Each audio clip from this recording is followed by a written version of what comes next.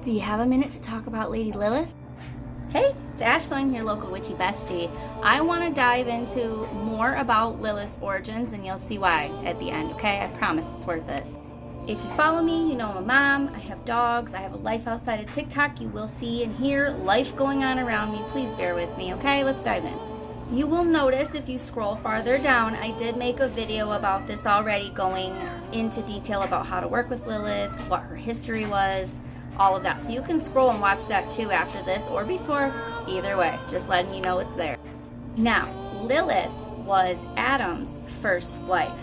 She was born with Enki, the creator god's DNA, from the womb of the first goddess, not of Adam, not with a piece of his rib like Eve was. Before Eve, Adam's first wife was Lilith.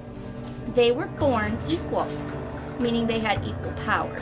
They were born in equality. She was not born of him, born of her own accord from the womb of the first goddess.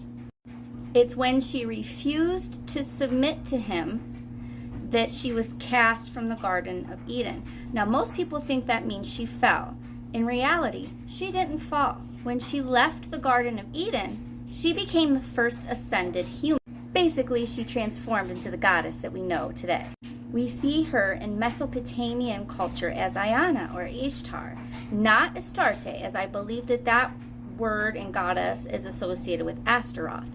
But we see her in Mesopotamian mythology. This is where we get her nickname, like the ancient queen of the desert, goddess of love, but also death. There's a shadow aspect there to her goddess imagery in Mesopotamia.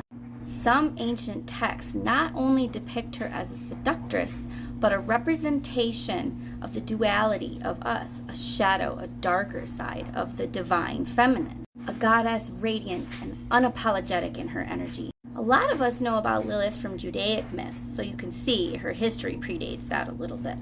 But what's interesting is she was fully demonized in Judaic and Christianity, folklore, and religion by the 1600s. Now, why is that? Well, look what Lilith represents. Divine, feminine energy, rebellion, the darkness within us, the seductress, this kind of female that rose above what she was told to do and rebelled and found her power and strength, an ascended female.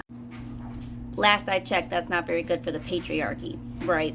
So you can see where they began to demonize her. They didn't want a divine female that has the potential to cause an uprising, destruction, and chaos that disrupts their patriarchal society to be a figure that was seen as anything less than a demon, right?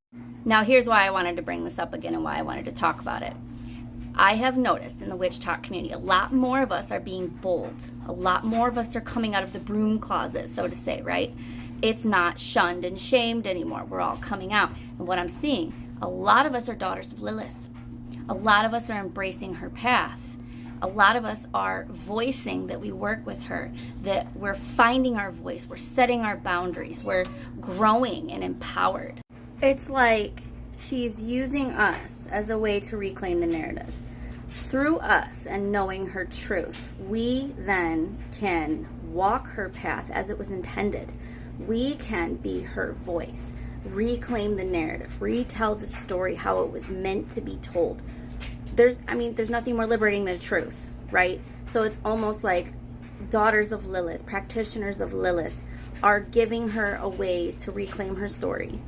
That's beautiful. That makes me want to cry. Coven Podcast actually said this too. And when I watched that episode, I had already kind of had some of this thought pattern. I was like, yep, see? So it's not just me that's realizing what's going on here. So I don't know. Tell me what you think. Tell me in the comments. What do you think?